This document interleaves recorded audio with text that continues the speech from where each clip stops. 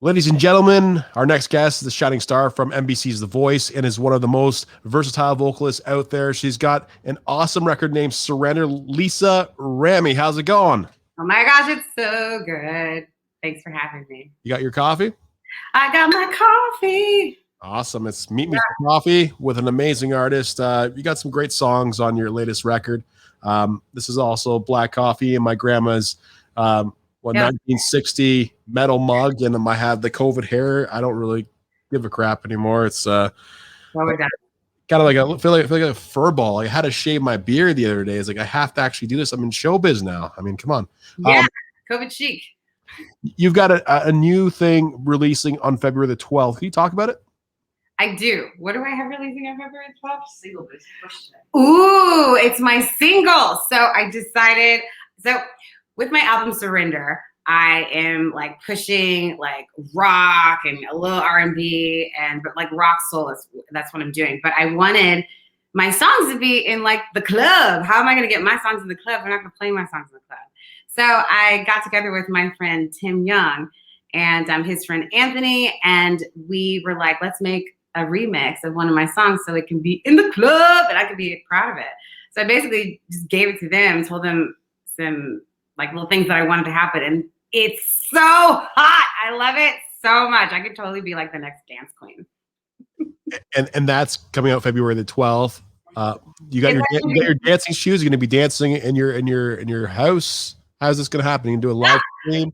But well, here's the thing. So we are pushing it again because you want to release a song like that when something's like exciting and something's happening. So we're pushing it again to February 23rd. And so just put it in your calendars that that's time to boogie on down in your home. Maybe I'll do something online, like all those DJ parties that they have that are online. That's so awkward, but we all want to go. We participate. But yeah, it's like there's so much going on and we just need to let loose. You know, so many of us artists are being super creative and just kind of going down new lanes and figuring things out because we're all stuck inside. So it's another track to kind of like dance to, let loose, and it's super sexy. Maybe you'll make out. Maybe. and for those of us who, we don't like get that happening a lot, it's probably turn on that song. Yeah, the odds turn up, which is pretty good. I like playing the lottery like that. It's very interesting. Life is about gambling. And you know what? It's been quite the year. I think 2021, 2022, if we get our crap figured out, our shit figured out, whatever the hell you want to say, I can say whatever I want on the show because I'm the producer. But it will be a massive year for music. Yeah. A massive year for music. It's going to be so jumbled. We're probably going to forget about the whole 2 years because like there's going to be so much content that comes out. I like your record. It's very like I'm a bass player, so I like the bassy sound of it. Ooh, thank you. I'm not that good, so don't get too excited. Well, then none of it matters. I honestly I really loved it. I listened to it last night. And I just sat here, I did my work, and I honestly enjoyed it because it helped me kind of understand who you are. And I looked into some of your videos of The Voice and it got me all excited. I was like, hey, this woman she's a rocker chick down like in her heart. You can sing. Like this is great. Thank you. Being part of a show like The Voice, it can be quite intimidating to get on stage and have, Adam Levine, John Legend, and Blake Shelton or whoever else is there. How do you get over that fear? Well, get this. So I auditioned the season before and I did not make it on the show. So I had Adam Levine, Kelly Clarkson, Jennifer Hudson, and Blake Shelton all not turn their chairs and then eventually turn around after I sang my heart out and sounded great. And they were like, nah, you should come back. And I was really, really upset about that. Really upset about that. And then turned around and I had something to prove. So, I'd go back and then Just John turns. And so, there's a very big part of me that's like, yes, this is it. I am here. And then there's this horrible, horrible, nasty little part of you that's like, one chair. You just get one chair. So yeah, it's really, really difficult to sing each week in front of 4 people who are at the top of where I would love to be. You know what I mean? They're everything I would want to be. And they haven't been convinced that that I'm great or I'm not what they're looking for. Like they didn't turn their chair. They were like, oh, it's good that you're on John's team. So every time I was in front of them, I was trying to prove myself until every single one of them liked me. And then I was happy. So it's like you're constantly striving to be like the best version of yourself so that they like love you. It's annoying, but I got there. So I'm happy.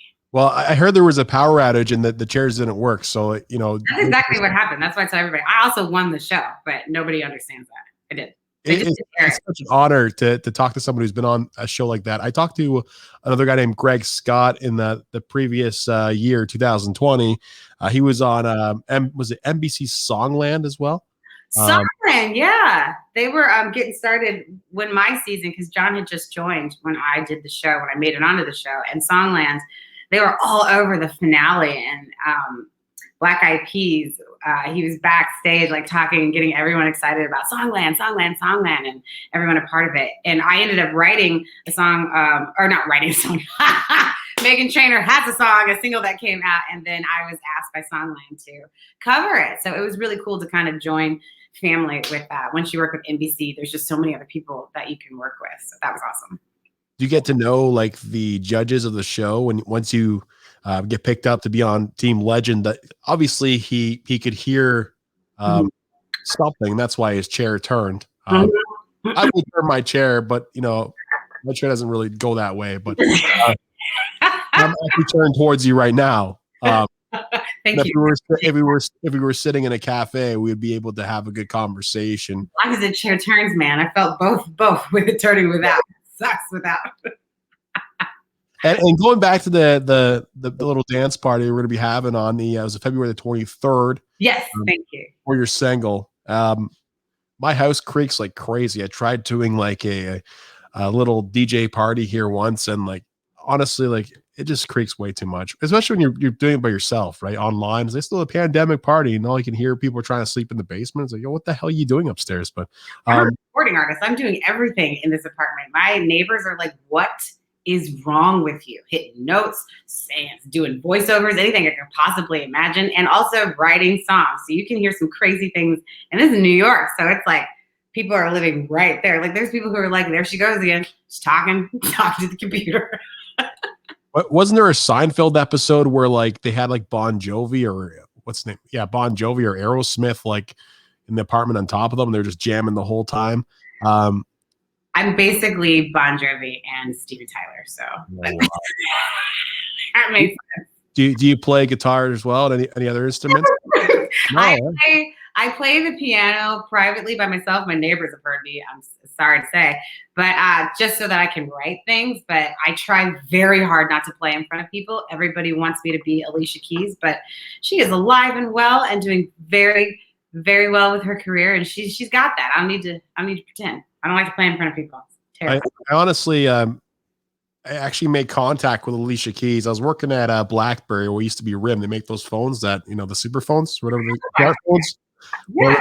They invented that stuff. So they actually hired her to be the ambassador over Justin Bieber, who wanted 200 something phones, plus his salary, whatever, to be the ambassador for BlackBerry. So anyway, they hired Alicia Keys. She came in, and I was working there at the same time. And she walked right past me, but I was kind of infatuated with Swiss Beats. Like her husband was there. It's like, dude, this guy's best friends with DMX, but that's he's like the girl beside me had no clue who DMX was, but I was kind of freaking out about it, right? Yeah. But yeah, Alicia Keys is definitely someone that amazing. And she was on The Voice. She was a coach on The Voice, and I would have loved to have worked with her. I was sad that she wasn't one of the coaches, but from past contestants who have had the luxury of working with her, I hear she is just so wonderful and just great to work with. You had asked earlier what it was like do we really get to meet the coaches? It's a very good question, because what you see on the show is actually very true with the timing. So there's like there's no after party, there's no after barbecue, there's no hang, because it's business, which is why I liked my experience there. So in the world of business, there's not much hanging out, at least in my world of business, being professional. You ain't hanging out, you're there to work. And I love working on there to work. And from being with 150, contestants. You hear how it's like to work with all the other coaches, and they're lovely, and they really are in it. It's surprising. Even Adam Levine, everyone was shocked to hear that Adam was committed to his contestants, but they really are there to help us as much as they possibly can in the small amount of time that they can. But it's never one-on-one. There's always like 15 other people around, producers, vocal coaches, and everything. But it's really cool what they bring to the table for each and every one of us, which I didn't expect. Yeah, at least it's not like those cooking shows where like they kind of fake everything. when I was a kid, it took me a while to figure it out because I grew up and I started cooking. And it's like, hey, this doesn't really happen in the next like 10 minutes. Like, happen in 10 minutes. A lot in those cooking shows. Now, I'm not saying that the voice is not their line, but we aren't as bad as the cooking shows. No. I like diners, drive-ins, and dives, like Guy Fieri and all these guys. Yeah. But I've been trying to get him on the show. Eventually it's going to happen, but I've always wanted to ask him is like, don't you gain weight doing this show? Like there's people who go around that just eat constantly. Do you have a bite and just let it be? Or does the restaurant waste its money just giving you food and you taking a bite out of it? Or like, you know what I mean? Like it's profits, right? It's also promotion. But I believe that we should probably just start our own food show. If you're in, let's get on the road and we'll call it After COVID. Like we'll just go on the road and we'll eat all the foods out there and we'll see what we need to do. Because I too wonder what's going on because they're having some awesome food. You're not going to spit that out like in wine tasting. You're going to eat that. That's going in. Yeah, you got to be courteous. You can't just go to one place. And I had Andrew Zimmern on the show from Bizarre Foods. Oh. And I saw an episode of Bizarre Foods America. Yeah. Yesterday, where he goes to food trucks in downtown Washington, D.C. Yeah. He has some of this, has some of that. It's like, there's no way you're eating all that. Like that. My digestive system would be really upset with me if I did all that. Yeah. It wouldn't be good. I might not make it too many seasons on our show, but I'm willing to start it. We've got to have like a bus with like nap time schedules, and we'll have a lifestyle manager and all that. And we'll be like, you got to go take a nap now. You got to stop the show. As long as we have nap time, I think I can last at least 2 seasons. You got me. We'll resume this episode maybe like tomorrow. Why? He's tired or she's tired. Just because they need a nap. Yeah. Naps work. Like if you eat a lot, you start to sweat. So you got to go to the washroom and take a nap. Meat sweat. Meat sweat. Take a little nap, get right back in there. There's macaroni and cheese to be had. It's so weird. It's so weird because like you get the meat sweats, then you have to go take a nap, but then it remedies, you're not sleeping either. So no one's sleeping. It's called, if you're me, it's called passing out. Yeah. You drank too much before the turkey came out. Yeah. I eat too much and then I drink too much after, and then I just feel 100%. It's the holidays, especially this year. So a lot of people did the dry January. Did you do dry January? Honestly, I almost made it. When did you cave? I realized that after all these years, because I used to drink beer and I feel stuffed up and weird and stuff like that. Well, I am weird, but like I'm weird all the time. But then I actually have I get stuffed up. So I was like, what the hell's going on here? Like every time I drink beer, I love it, but I get stuffed up. So stop drinking beer. And I have this nice whiskey emporium here where I have Crown Royal and whatever from all over the States and here. So I started drinking that and 1 or 2 shots. I don't feel like I'm stuffed up, but I had to do it. Being in the house and not being able to go back to your own life. And obviously I'm pretty privileged. I have my own studio here. I can record music. I can record vocals. Hey, I can even watch TV here if I want. That's pretty cool. I just can't turn my chair. I cannot turn my chair. You know what? Lots of people, 4 people can turn their chair for me, but it's fine. I'm not still talking about it. It's okay. It's okay. There was a power outage that night. There's something going on with the generator, and only his chair worked. That's what I said as security dragged me out. It's okay. We can keep that narrative going. It's like, hey, they all would have picked her. They would have had a big fight over it. You guys should have just let it happen. Do you want to talk about motivation? I will get a Grammy. I will be an EGOT just so I can stand up on that stage and be like, I bet you wish you turned. Yeah. You will get a Grammy. You know what? And I'll be there. And I'll be like, hey, John Legend, you go up there. Blake Shelton, you sit your ass down because you didn't turn. That's right. That's right. I shaded him. I was like, psh. I didn't look at him when I walked by.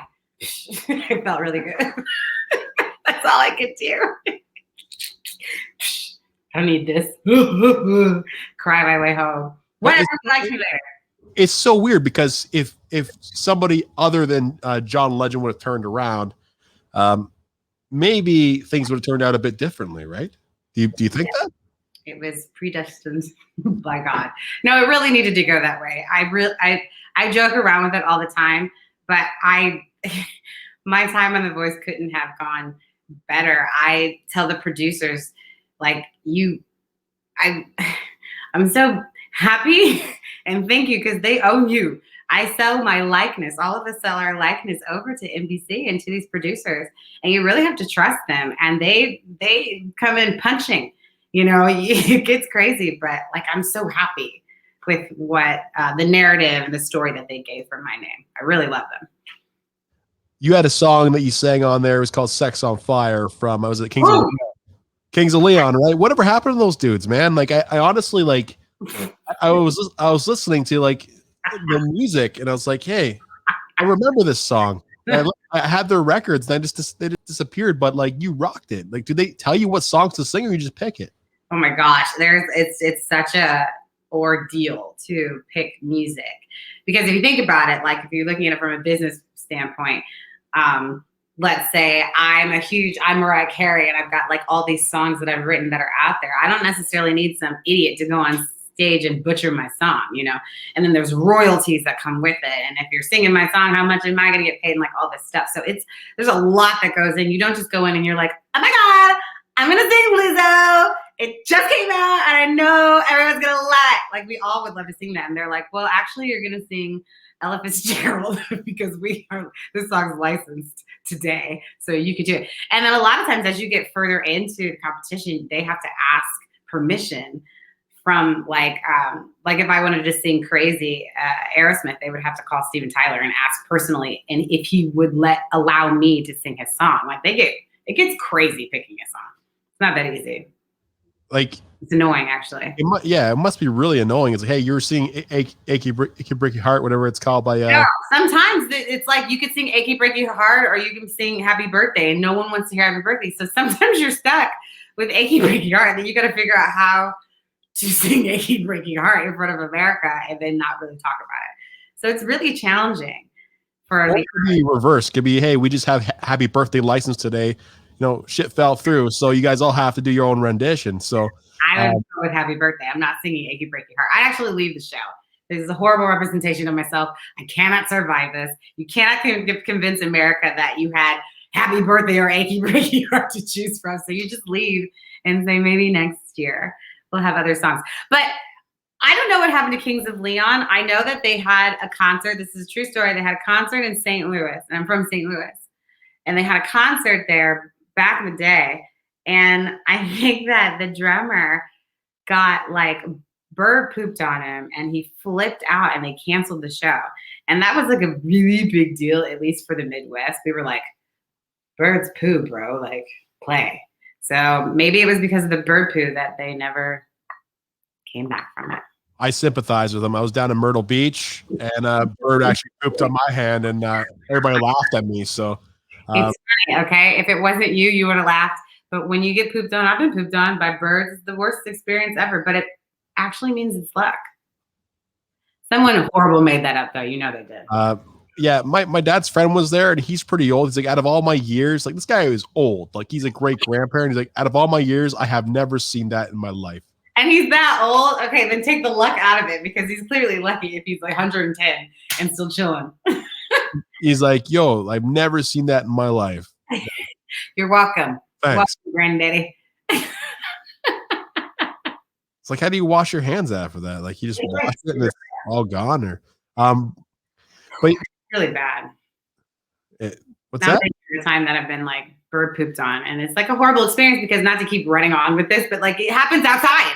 So like you're really at a point where you don't have a napkin or a bathroom and you're just like walking around with bird poop in your hair, trying to pretend like it's lucky and it's a good day. Yeah. After that instance, I was now more aware why my father had this fear of birds all the time. Whoa, go Yeah. to Australia, because your fear of bird meter goes through the roof. They dive bomb your head. Are you serious? And all you're doing is walking around trying to be like, "Ooh, I'm physically fit, like all these sexy Australians out here. And I'm going to work out. I'm going to get on my bike." And these birds are like, this idiot with the helmet. Come on, troops. And then they literally, it's a complete war because they feel like you're going to attack their nest, which is like 150 feet in the air. And they're like, "Oh, we need to go dive bomb." It's a whole thing. There's a season for it. They're called magpies. Look it up. It's horrible. And they have like a snake problem down there as well, right? Pretty much you can die anywhere, but I still think everyone should go to Australia because there's nothing more beautiful than Australia. I loved the people. It's, oh my gosh, it smells so good. And in New York, you know, I love it here. This is my city, but like sometimes it smells good. And in Australia, it smells good every day, everywhere. It's unbelievable. There's a dinosaur that might kill you while you're outside taking a sniff, but What does it smell like in New York City? Like pizza? Like what? Like, a little bit like, well, you know what? Right now, it just smells like Lysol. But before COVID, it was a little bit of like a little bit of vomit, but not like just vomit. It's like really hot vomit, steamy, a little bit of beer. You know, like room temperature beer, a little bit of that in there. When you're standing in the subway trains, you could be smelling anything. And you're like, success, yes. I've honestly never been there, and I really want. Come on over. Well, not right now, obviously. It smells like Lysol now. This is time to come. It's good. I want to have some New York pizza. You know, obviously test some other restaurants out there, and definitely New York City is something that you have to have a knack to live there. You got to actually kind of feel comfortable and not claustrophobic all the time, right? Coming from the Midwest, we are firm believers in space. Like it's just move over. it's space and flat. So going to New York, I actually had culture shock because I went to a restaurant and was like, "Well, aren't you?" Like this is a two top, but this is like a four top. It's a six. Who are these people? They're right next to you, and then they full on have a conversation, and I can hear them, but they don't care that I can hear them. So it's really weird getting used to someone being. I mean, like even when you're in your apartment, and some apartments you'll go to the bathroom, and there's a window, and it's not to outside; it's to someone's kitchen, and you're. What? And that's typical New York, and it's just okay. And these are things that I don't notice anymore. But at the time, I'm like, well, I can't go to the bathroom because they're making eggs. They're like literally making eggs. That's just New York. That's just how we do it. We close. That's why COVID was. So there's a clear window, and you can see their kitchen. Is that? No, listen. It's got that mess. I don't know what the words are for it, but it's a clear situation, so you can see someone. It's like a blob. So you're like, there's a blob over there. So you got to like honestly shower in the dark and stuff like that. No one can see you. No, I mean, if you like really think if someone's like watching, then it could be creepy, but no one is. Everyone's too busy. Everyone's just trying to make ends meet. Ain't nobody got time to be that creepy. They probably do, but hopefully not whenever I was in that situation. Well, speaking about showering, your actual cover of your album. What's it take you to shower? You're not taking a shower. It's just like it's out of the shower and pose. Trying to relate it, like the nudity and stuff like that. Like, how do you come to that consensus that you're going to do that? Like, what? Going through something. Listen. So I was filming The Voice for the second time. Wait, let's set it up. Her album cover has her dressed up naked, which I think maybe not, but maybe she is. Not naked. It's naked when men look at it. When women look at it, it's like, oh, art. It's literally like that. You see knees. Like you see a whole lot of knees. We got naked knees going on. Calves, toes, retouching toes. So much going on with that. But the story behind it is is when I was filming The Voice and like going through living in LA, and LA is very different from New York in so many different ways. And I decided while I was on The Voice that I was gonna, with John Legend, I don't think he really knows it got that deep, but like I decided to switch from R&B to rock soul, and like I kind of found my voice in that, even though it's called The Voice. And it was like all these things are happening. And when you're working on a reality television show, it's not like you can just like run wild and go wherever you want. So they have you stationed in a certain area, and that's where you live, and you don't really have anywhere to escape. So you're surrounded by singers, which I don't recommend anyone to be surrounded by singers. So I had to deal with all that and everything that comes with the show and all that stuff. So I'm like making this album also kind of during it. And I hadn't had time to make the album, and I really wanted to make this album, and all these things were happening, and I just needed a release. I needed to surrender to the universe or God, whatever have you. And that surrender was like a new birth within me. And I felt like I needed to have a nude shoot because it felt like a baby being rebirthed. And babies aren't born with the clothes on. It's just not how it goes. So I was naked. And when you're taking the picture, like how many people are watching you? I had a live going so that OnlyFans, no one was watching me. It was just me and the photographer. The photographer had a girlfriend. Like I don't know how full scale this is. Like I don't know how full scale the photo shoot is. Like that's crazy. I met this guy. He's the photographer. He plays the trombone, and I met him like years ago. And he's like, you know, it'd be dope if I'm a photographer and if we did a shoot. And like he described like the shoot with a car and a microphone. I was like, I'm so into this shoot. Now, there's a lot of people in this business who talk the talk but have no follow through. And if I say I'm going to do something that I'm really into doing, then there will actually be follow through. So I really liked his idea. And so I'm in LA, and I'm just all I want is to leave the island and be with adults who don't see. And he's in LA, and he's like, I'm ready to do a photo shoot if you want to do one. And I'm like, you know what? I actually want to do a nude shoot. Are you comfortable with that? And he does does a lot of nude shoots. And there's just some people that you can just be completely comfortable with. Super straight guy, but there was no EBGB weirdness. In this business, there's a lot of that, but there are those guys that you can just like do these pictures with. And he has a girlfriend, and she like called during the shoot, and she's like, you look great. So like it was an awesome experience. And I have like all these photos to capture that moment. That's incredible. Like I like people who have follow through and people who do things that they say they're going to do. And, yeah, it sucks when people don't follow through. Like, oh my God, I had so many friends that would just like they would say, "Hey, let's do this," and then you just don't hear from them the day of, or musicians or actors. Obviously, if I miss something, I have a good reason, and I'll tell you. But like, man, tell us exactly. I've been stood up at a show. And I'm like, and with someone who was performing that night with me. And as you know, as a bass player, you kind of need all your parts to be able to make the show work. And if one is missing, it's missing, and you have to make it work. And this happened the day of a show. You're just like, cool, no follow through. Awesome. Excited to work with you again.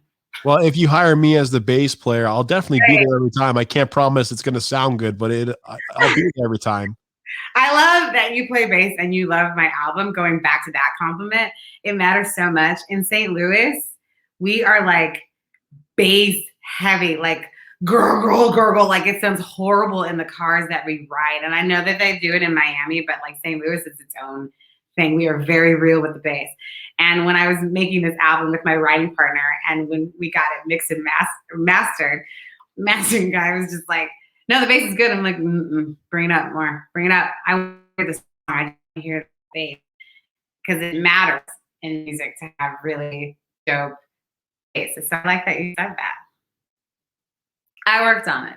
I loved it. I like the sound of I like the deep bass sound. And I don't know what it is. Like when I bought my Dodge Durango, the reviews of the car was like, hey, this sound system's too bassy. So what the hell's the problem with that? Durango. It just sound really good in the car. That K and B should sound really good in your car. Also, Brush You Off. What's that song? What's it? Clear Your Mind. Had two names before, but Clear Your Mind is good in the car. Can we hear the chorus of Clear Your Mind now? Clear your mind with me. Shut your eyes and breathe. That's enough. I don't know whether to cry or just, have another sip of coffee at this point, but it's been such a great time talking to you. After COVID is such a great show idea.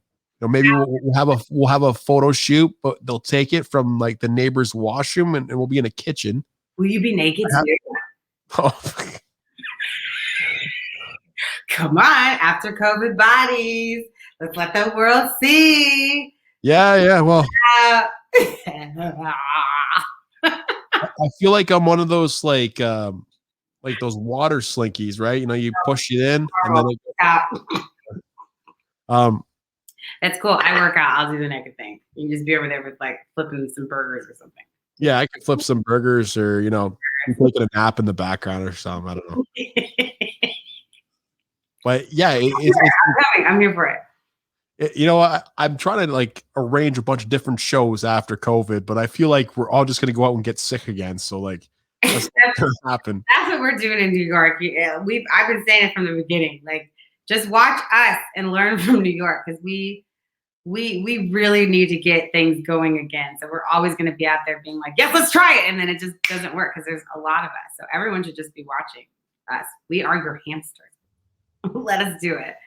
Well, Lisa, if there's something to learn from New Yorkers, someone like you, it's perseverance and then hard work and being kind of open-minded, which is really awesome. This has been great. I love talking to you. And I wish you all the best. By the way, we never talked about the Kamala Harris thing. Let's talk about that because I have that on my docket here, but it just popped in my head. Let's talk about that. Working with Kamala, campaigning with Kamala. Is it Kamala or Kamala? Or what is it? It's Kamala, and you tell your friends that it's comma, like a comma, like a period, comma, and then la, comma, la. A lot of people have a hard time with it, and they won't after the comma, la, because then they'll just start calling her comma. But at least we got there, and it's not the koala, Kamala. No, we don't. We are not Kamala. It's Kamala. It's like direct because she's very direct, Kamala. But it was a New York story. This is why it's so important to be in New York. Why we suffer to be in this city and like LA.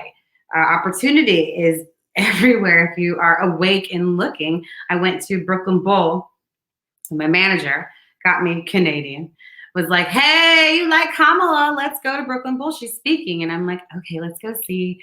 And if you see Kamala, if you're lucky enough to see Kamala in person, you're sold. She gets you. She's so great. And she really is for the people. It reminded me of church, listening to her speak. People were screaming and talking to her from the audience, and she would stop what she was saying to either answer them or say, I'm going to get to that. Like, she's all about the people. And I've never seen that in politics, let alone like in a lot of different places. So I was like, I love her. I just need to work with her. I don't know how. And we just went after her, and it was great because my manager, I remember her being like, okay, like, what's our pitch? And I'm like, I'm a Black woman on earth. That's the pitch. I need to know her. And that's all it took. And Kamala is very hands-on. I'm sorry, Vice President Kamala Harris is very hands-on. And she was like, yeah, let's get her going. And next thing you know, I'm introducing her for events and getting as many people to get her to become president at the time. And then she didn't do that. She bowed out, and then she became, then we started the road to becoming VP and just kind of working hard with that. But I got to learn how to campaign, and I was a surrogate, and campaigning is crazy, but I will be campaigning for a Grammy soon. So I learned from the best. And if she can do it, I can do it. You definitely can. Thank you so much, Lisa. And by the way, you'll be seeing Lisa maybe one day sing at the Super Bowl when like the planes fly over and stuff. Yeah. It's going to be so great because you can say you saw her on this show or listened to her on this show. Thank you so much for being on Meet Me for Coffee. This has been an honor. I love talking to you, like I mentioned before, maybe in the last 10 times. But it's been great connecting with you, and a lot of these people in Canada and in the United States and India now. We're going crazy viral in India. That's amazing. Yeah, it's unreal. It's unreal. Like, congratulations. That's really awesome. Thank you. Thank you. I can go to India and just hang out. And eat food. Yeah. Season 1. You're welcome. After COVID. Yeah. After COVID, when they let us in. Yeah. We're going to have air conditioning in every little place we go. But it's hot. We'll just stay for a day. It's fine. We're going to eat.